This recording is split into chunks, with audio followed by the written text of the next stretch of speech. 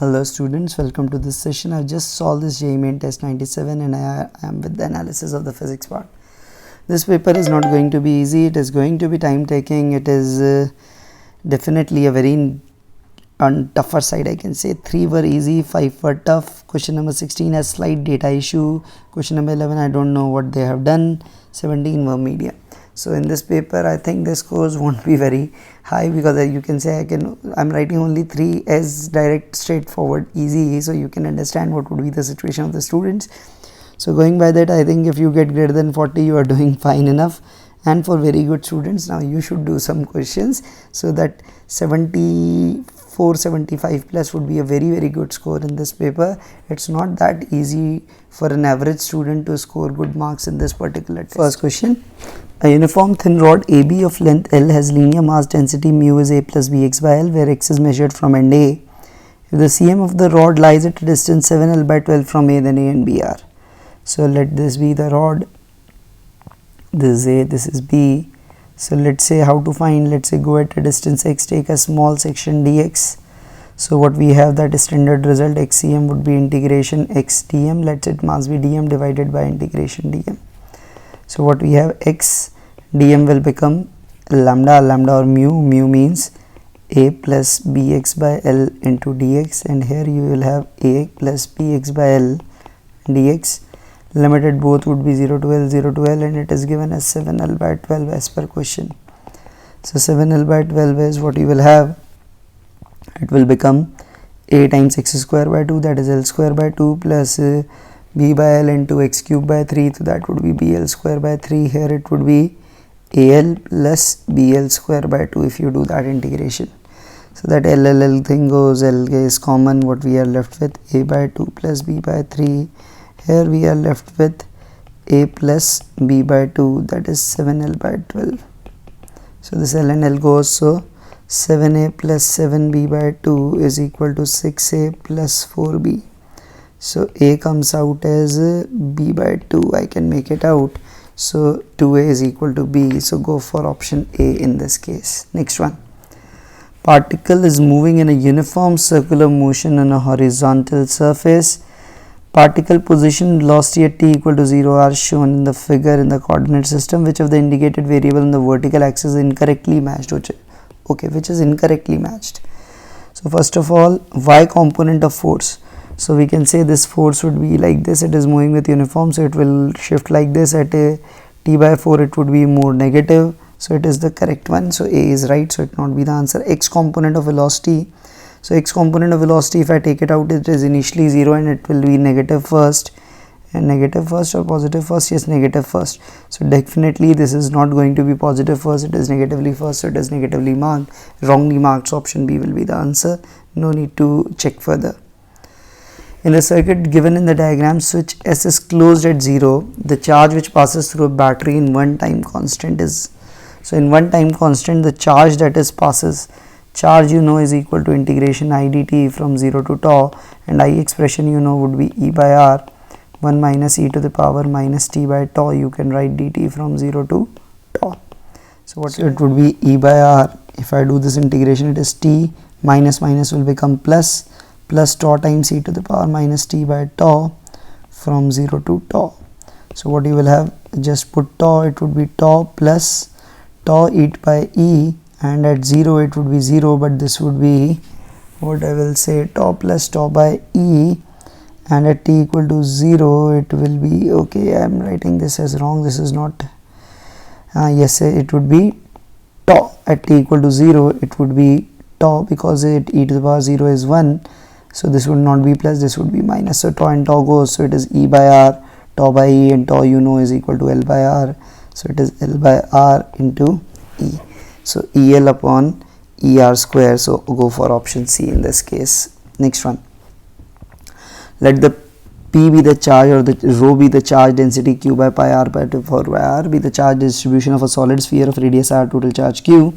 For a point P inside the sphere at distance R1 from the center of the sphere, the magnitude of the electric field is going to be. So because it is spherical symmetric, I can directly say it is kq enclosed by r square. It is an inside point, so enclosed charge would be, take a x dx shell, So it would be rho into 4 pi x square dx from 0 to r you can write, and rho you will write it as q upon pi r to the power 4, light would be x, because of small r I am taking as x, 4 pi x square dx from 0 to r.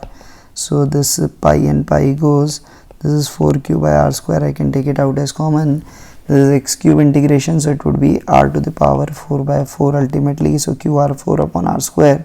So E would be equal to k q r square by r square, I can directly go for. So k q r square by, or r1 square by r square. So which is the option you are getting? This is the option you are getting, C. Next, smallest division on the main scale of given vernier caliper is 0.5 mm. Vernier scale has 25 division and these coincide with 24 main scale division. The least count of the vernier caliper is, okay. So what we are given, this S, smallest division on main scale, that you write as S is 0.5 mm. Vernier has 25 and these coincide with 24 main scale division. So 25 V is 24S. So V is 24 upon 25S. So least count you know is S minus V. So S minus 24 upon 25 into S, which comes out as S by 25. So 0.5 upon 25 millimeters. So it is 0.02 mm I can write it as 0.02 mm, and because it is 0.02 mm I can write it as 0.002 centimeters. Go for option B in this case. If the radius of the earth is to shrink by 1%, mass will remaining same, acceleration due to gravity would be, you know, g at surface is gm by r square. So r is reduced, so for small changes what we can say, delta g by g, change you are doing, so it would be minus 2 delta r by r. So this is shrunk, so it will increase by 2%. So if radius is decreased, g will increase and it will increase by 2%. Next one, diatomic ideal gas heated at constant volume until the pressure doubled, again heated at constant pressure until the volume is doubled. The average molar heat capacity for the whole process is going to be, okay. So if I draw it, is heated at constant volume until the pressure is doubled. So it would be something like this, or I should write it more, draw it more carefully. Let's say like this. This goes from P0 to 2P0, keeping volume same as V0. Now again heated until the volume is doubled. So volume is doubled, so it would be 2V0. So effectively I can make it out. If this is the isotherm for T0, this isotherm will be for 4T0, this isotherm will be for 2T0, that you can do from your ideal gas analysis. So first let it write it as ABC. So Q in AB you can write it as N CV delta T, Q in BC you can write as NCP delta T, and both the temperature that changes same and not the same, it would be different, okay. So NCV, so it would be NCV into T0 and it would be NCP into 2T0. So the Q net, if I have to write, would be NCPCV. So diatomic gas CV is 5R by 2, so it is 5 by 2 nRT0, plus it would be 7R by 2, so it would be 7RT0.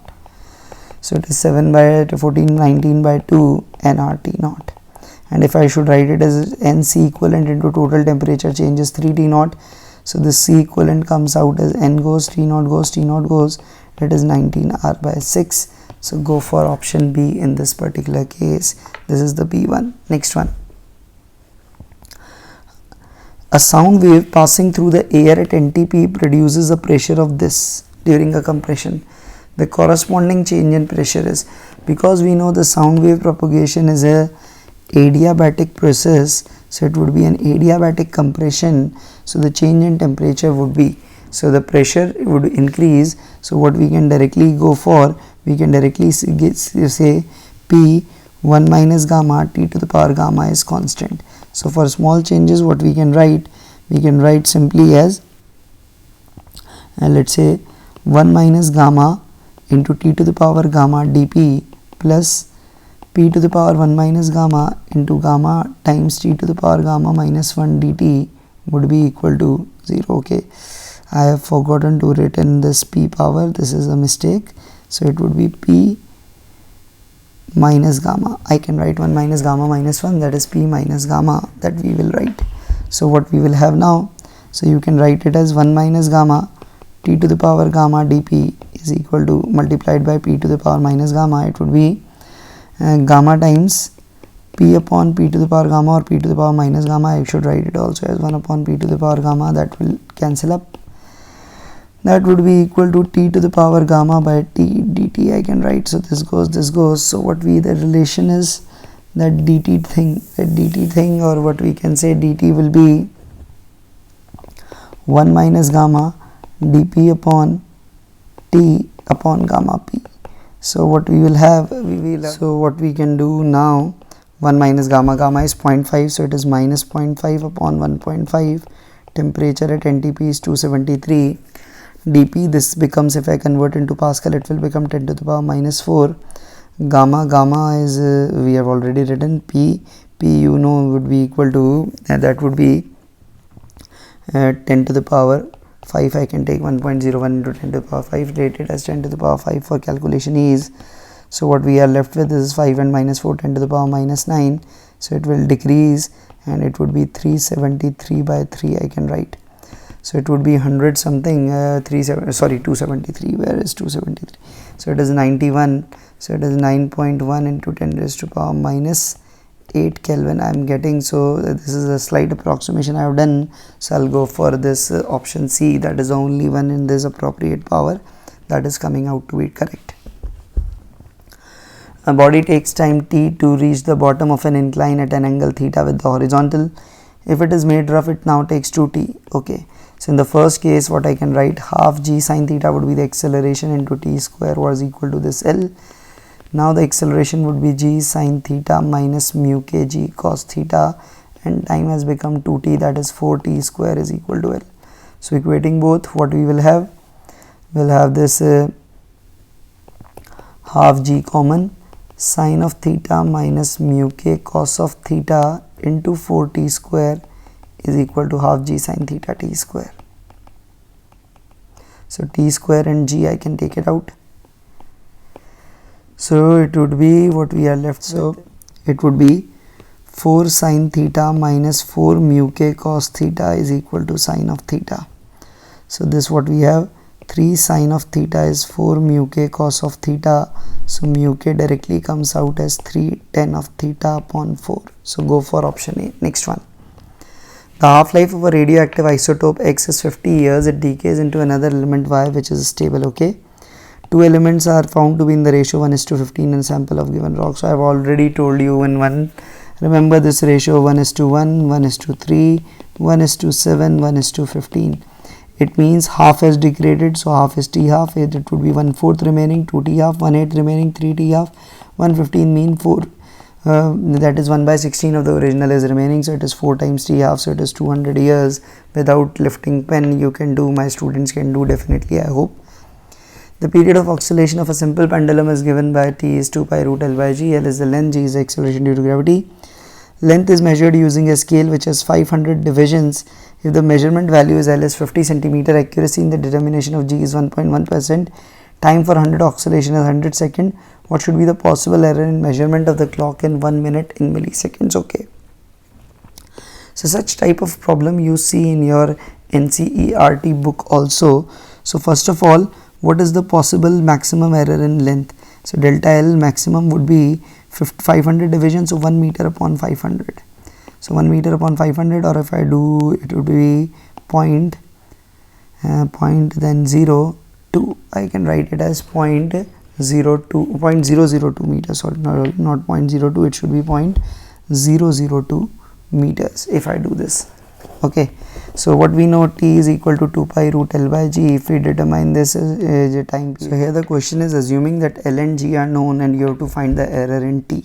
Typically we assume we know error in L and T and determine the value in G. I have tried that, but then in that case no option matches, so I am going by their style. I am re-recording this because I tried by that and no option is coming. So I am taking their view that L and G are known and T error we are taking. So then we can say T square is proportional to L by G. So twice of delta T by T in error analysis would be error in L plus error in G percentage. So what is delta L by L? It is 0.002 upon 0.50 plus delta G by G is 1.1 over 100. It is 2 delta T by T. So what we have, this we comes out as 0.002 upon 0.5. This is 0.004 you can write, plus 0.011. It is 0.015 by 2 is delta t by t you can write, or it is 0.0075. That is what we are left with. Okay, so this is what we have. So in 1 minute the error is going to be 0.0075 into 1 minute as 60 seconds. So this is the way we will get. So 75 into 6 is 300. So what we will have 0.0075 into 60, so it becomes 0.075 into 6 you can write. So 75 into 6, that is the what we are was getting when I solved that. So 6 5 is 30, 3 42 45. So this is coming out as 0.45. It is coming out as 0.450. So in a possible error in 1 minute is going to be like this. So again no option still is matching, because what they have done I don't know.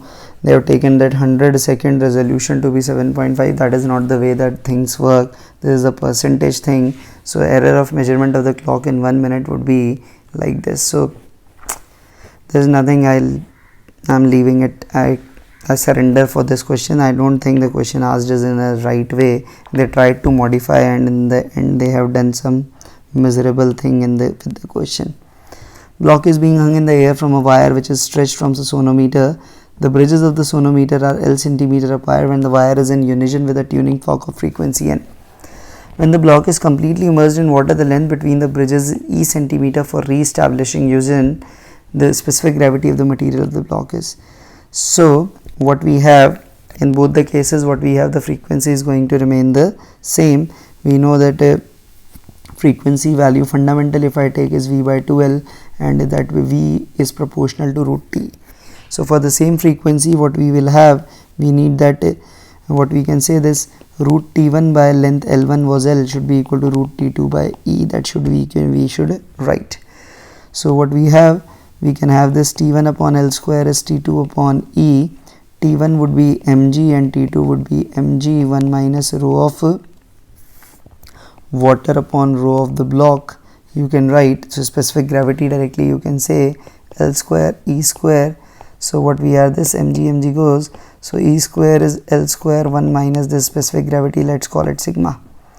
So that sigma terms comes out as 1 minus E square by L square. So this would be option B. I think that is the answer I'll go for. So it is L square minus E square. Okay, this is rho W by rho B. Okay, I have done a mistake. This is this should be 1 by sigma. This should be 1 by sigma. So again rewriting it, don't do such mistake like I am doing. 1 minus 1 by sigma. So 1 minus E square by L square is equal to 1 by sigma. So sigma comes out as L square upon L square minus E square. Go for C, not for B. Next one. A plain glass plate is placed over various colored letters: violet, green, yellow, red. The letter which appears to raise more. We know the shift that we write is equal to T 1 minus 1 by mu in this case. So shift will be more for those, for this vector is lesser, this vector is lesser, that means mu greater. So mu greater, shift greater, that is what we can do. And we know that Vibgyor, this is the order of lambda, so this is the order of the refractive index. So refractive index is greatest for violet, so the shift will be greatest for violet in this case. Go for D. Next. Thin circular plate, mass m, radius r, density varying like this, with rho naught constant, r be the distance. The mi of the plate about an axis perpendicular to the plate and passing through its edges. Okay, so it's a nice one because the density varies with r. It still has the symmetry about center, so Cm will be at the center. So first let me find about Cm. So let me take it. Okay, let me take this shape, auto shape I can take. Yes. Okay, it has gone somewhere else. Okay, that will suffice, no issues. So what we can do, go at a distance r and take a small strip like this. This will be a thin ring. What I can say, the mass contained would be this sigma naught, that we will say rho naught r into area. Area is 2 pi r dr. So its mi would be, di would be r square dm. R square dm means this will become 2 pi rho naught r to the power 4 dr integration I can do from 0 to r. So it comes out as 2 pi this sigma naught, okay, or rho naught, whatever you can write, whatever you wish. This will become r to the power 5 by 5. This is what we are getting I about the cm thing. So about the edge I need to shift it by r, so I required would be, what I can say, okay, it's first converted into in terms of mass also. So if I do that integration for mass, so mass would be 2 pi rho naught r square dr, that will give me r cube by 3. So what I can write this 2 pi rho naught as to this 2 pi rho naught thing I can write it as 3m by r cube. So it comes out as 3m r square 5 you can write it like this, 3m r square by 5. So this I required would be 3m r square by 5 plus m r square, that would be 8 by 5 m r square. So that alpha comes out as 8 by 5. So just a variable density integration thing, not that tough for you. The height of a TV antenna is 200 meter, the population density is 4000 per kilometer square, then the population benefited is, you can directly say that d that you write is root 2 rht, r you know is 6400 kilometers. So this is 200. So what we are left with, this is 257. So let it take out 10 to the power 4 and I'll write it as 2 into 6.4 into 2, that is 4 into 6.4. I can write it like this, okay, and this is the 0 thing that we have got. So this is 2 into 10 raised to power 4 into root of 6.4 I am getting. So the area covered would be this pi r square pi d square, the square if I'll do, it would be 4 into 10 raised to power 8 into 6.4. So the population covered would be multiplied by this area. So it is in kilometer per second square, so I can do it 4 into 6.4 into 100 pi kilometer per square, 10 to the power 6 I have taken out, into 4 into 10 to the power 3. So this is 10 to the power 5 into 16 into 6.4 pi. So 16 into 6, 96 or 100 pi you will have. So again 100 pi, so we can take out 10 to the power 7 into 3.2 seems to be the most appropriate to me. Go for option B here. Next one. What will be the stress at minus 20 degrees Celsius of a steel rod with a cross-sectional area at 150 mm square stretched between two fixed points? Tensile load at 20 degree was 5000 Newton. Okay, this is a nice one. So whenever it is cooled, tensile tension will increase because it has a tendency to shrink, so that tensile force has to be created. So initially tensile load was already 5000, so definitely the final answer would be greater. So now you need to find the stress. So you need to find the stress. So what you can directly go for. Now here additional tension because of cooling would be A y alpha delta T I can write. So that comes out as A is 150 into 10 raised to power minus 6. Y is, I think there is some issue, it should be 2.00 into 10 to the power 11 because typically that is the data. I am trial with that, otherwise the order would be very different. Let me check. Alpha is 11.7 into 10 raised to power minus 6 and delta T is 40. So what we are left with, 40 into 280 into 150 into 11.7, and if I do this is 10 to the power minus 1, so take it out. So 15 is you know is 120, so 1200 into 11.7 Newton, that is the additional tension. So it is 120 into 117, so 12 7s are 4, 8 12 1s are 12, 80 20, so this is 2, this is 12 to 14, so 14040, so 14,040 Newton is the additional tension. So final tension will become 19040. So the final stress is going to be 19040 divided by 150 into 10 to the power minus 6. So it is 10 to the power 6 into 1904 upon 15. So what we are left with, if I take the table of 15, if I am right, this is 15 ones are 15, we are left with 40, that is 2, that is 104 is almost 7.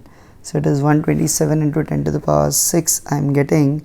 So 127 into 10 to the power 6 Newton meter per meter square. That is what we are going to get here. So that's almost the correct one we are got. The quantity X is epsilon naught L V by T, where epsilon naught is the permittivity of free space, L is length, V is potential, T is time dimension of X are same as. Okay, let me check. Epsilon naught L V by T. Okay, so we know V is equal to ED that we write. So this would be X would be electric field into, let's say, distance square into epsilon naught divided by time that we are getting. Okay, so what is this electric field? It is we know electric field typically is 1 upon epsilon dimension wise q square by d square.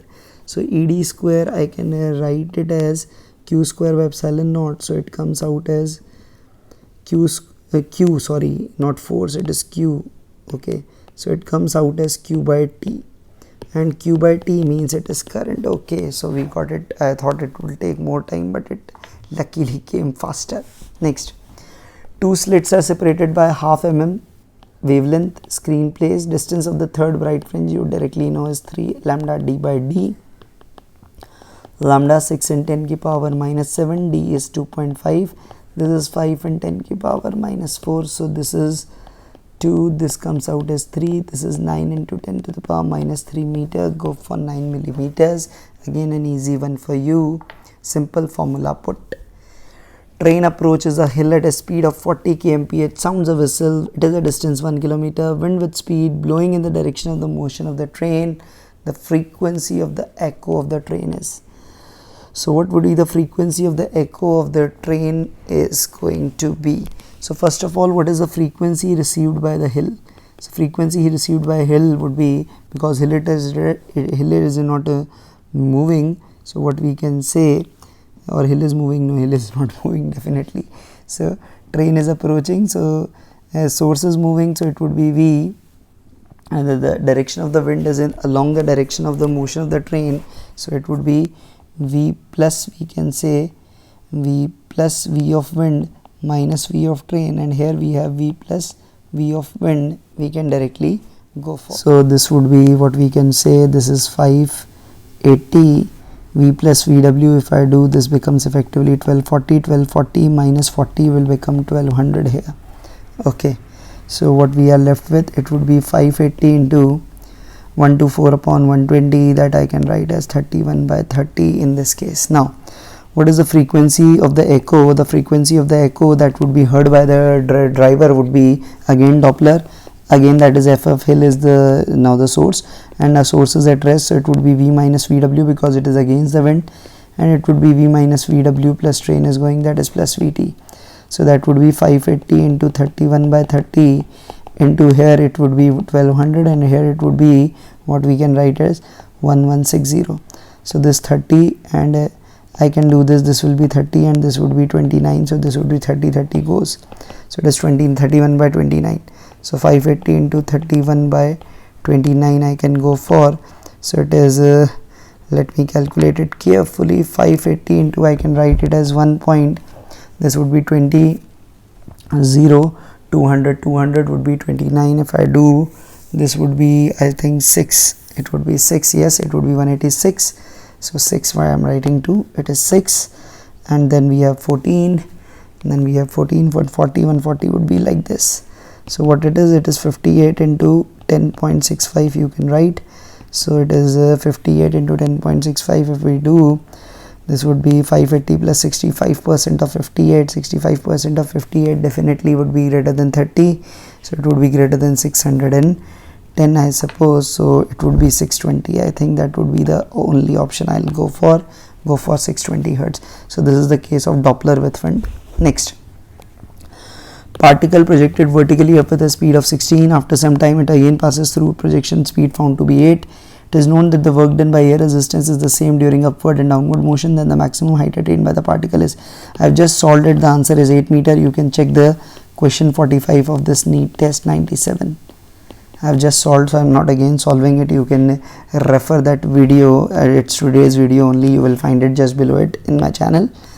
The binding energy of an electron, the ground state of helium is equal to 24.6. what is the amount of energy required to remove both the electron? Okay, so first of all, for removing the first electron you need 24.6. After that it becomes helium plus, and its binding energy now would be 13.6 into 2 square, that is 54.4. So for removing first you need 24.6, for second you need 54.4. So what it is, 54.4 plus 24.6, 4 and 6 is 10, this is 4 and 4 9, this is 79 you can go for. So it is 79 electronic volts. Next one, 3 unequal resistors in parallel are equivalent to a resistance 1 ohm. If two of them are in the ratio 1:2, and if no resistance value is fractional, what would be the largest of the three? Okay, if two of them are in the ratio 1:2 and if no resistance value is fractional, what will be the largest of the three resistor in this particular case? You need to find out. So what could be the largest possible value for this? So I can just think of this 6 3 2. If I take this 6 3 and 2, I know 6 and 3 in a parallel becomes 2, and 2 and 2 in parallel become 1, and here it is 1:2. So I can go for this option. It would be largest would be 6 ohm. Now the question arises, sir, if there is another possibility. Yes, there are possibility like this. This is in 1:2, no, 2:2, 2 to 1, no. It would be like 4 4 2 you can do. So this 4 and 4 again will come out to be 2, and 2 and 2 will come out to be 1. But there won't be anything other less than that. You try other combinations. This combination will be the only one that you will see will be doing the best of the things here. So this would be 6 ohms. Next one. A spherical cavity of diameter A exists inside a cylinder of diameter 2A as shown in the figure. Both the cylinder and the cavity are infinitely long. Okay. Uniform density current J flows along the length. If the magnitude of the magnetic field at the point B A is given by this, the value of N is. Again, this is also I think a question of advance. They have directly lifted. So cavity inside is infinitely long. Uniform flows along the length. At the point P is this, the value of N is. So what we can do here, the value we can find out. First of all, so due to, let's assume fill it back, due to complete one, I can do by the formula that I remember, mu naught J R by 2, that is mu naught J A by 2 directly. And due to the cavity, because it is an outside point, it would be mu naught I of the cavity upon the distance 2 pi r. R would be what you will have, A plus A by 2, that is 3A by 2. So what we are left with now, mu naught upon 3 pi a, I enclosed I can write as G into area would be pi a square by 4. So what we are left with, if you do this, pi goes mu naught J A by 12. So what is the answer? Answer would be B due to complete minus B due to cavity. So this is mu naught J A thing common, 1 by 2 minus 1 by 12. So if you do this 1 by 2 minus 1 by 12, what you are left with is 5 by 12 mu naught J A. So going by this is answer is 5. So again a standard cavity style way that we have done. Two balls projected from the same position with horizontal speeds 20 and 5. Okay, the separation between these two bodies at the moment their velocities become perpendicular to each other is x meter. So velocity becomes perpendicular, so I can write for the first one at any instant it would be 20 I cap minus 10 t j cap. For second it would be minus 5 I cap minus 10 t j cap. So for perpendicular, dot product must be 0. So this minus 100 plus 100 t square is 1. So t comes out as 1 second, is 0, sorry. So t comes out as 1 second. So at 1 second the separation, because we know y there would be no separation, y motion is identical. So that separation would be, it has moved 20, it has moved 5, so it would be 25 meters. So go for option 25, you will write that answer. Last one. You have an open cylindrical vessel. You have filled it with water, rotated together with water at angular speed 1 radian per second. At this angular speed, the center of the bottom is just exposed. If the angular speed is increased to root 3 by 2, how much area of the bottom of the vessel is now exposed to the surroundings? Now this is a very lengthy question. If you don't know the actual result, actually the actual result doesn't remember. I don't think someone advises it, but the question sometimes goes like this. if this is a vessel that we have, this is the open cylindrical vessel, when it is rotated we generally say its shape becomes like this, and there's a question that prove that it becomes parabola. So what we generally do, typically we take it here, take at any point like this at x comma y, and see this is the height y. So we say take this section, we take this horizontal section, and let's say this length is x, so cm will be at x by 2. We say the difference of this additional force, this delta p into this area, would be equal to the centripetal force because it is rotating with omega, that would be mass. So mass would be, let's say whatever be the density into volume would be a into x, m into omega square into r we take at cm, that is x by 2, and this delta p we write as rho g by a is equal to rho a x square omega square by 2. A and a goes, rho and rho goes, so this y comes out as x square omega square by 2g, that is what we get. And based on this way we can directly say this height and this radius are related as h is omega square r of the vessel square by 2g. That is what you can write. So this is the result that you should remember. So in the first case, the bottom is exposed. Bottom is exposed means this parabola comes like this. So this is the complete r is coming, so this is the complete h is coming. So this h is equal to 1 square into r square by 2g. This is the first one. Now the speed is increased. So speed is increased, so effectively what will happen now? There is not much thing that is being left here, so we need to, let's say, go by the another logic here. Here what we will do, here if we take at the last point, let's assume this comes like this now. So we have this length being lying empty, so this length being lying empty, let it be x. So this is what we have, this length we can write as r minus x. So use this here. So what is this height is h for sure, so the pressure difference is what we can say rho gh. Rho gh would be again equal to that area will cancel up, rho into what we will have, x instead of x will become, okay, let me do this mass thing, will be rho into area, I am cancelling out, length is r minus x into omega square and its xcm would be x plus r minus x by 2, that is r plus x by 2. So here now this h would be rho will go, it would be r square minus x square upon omega square by 2g. So what we have, this h now would be this 3 by 2, this now becomes r square minus x square by 2g. So equating all of these, 3 by 2 r square minus x square by 2g is equal to r square by 2g goes. So 3r square minus 3x square is equal to 2r square. So 3x square is equal to r square, x is equal to r by root 3 we can go for. So how much area of the bottom of the vessel is now exposed? So now exposed means that would be pi into r by root 3 whole square, that would be equal to 9 centimeters square, because pi r square was 27, so answer would be 9. So again, this is a very nice, very challenging question for you.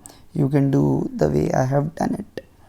So thanks for watching. Keep sharing the channel, keep liking, keep subscribing. That is what I can request. Thank you.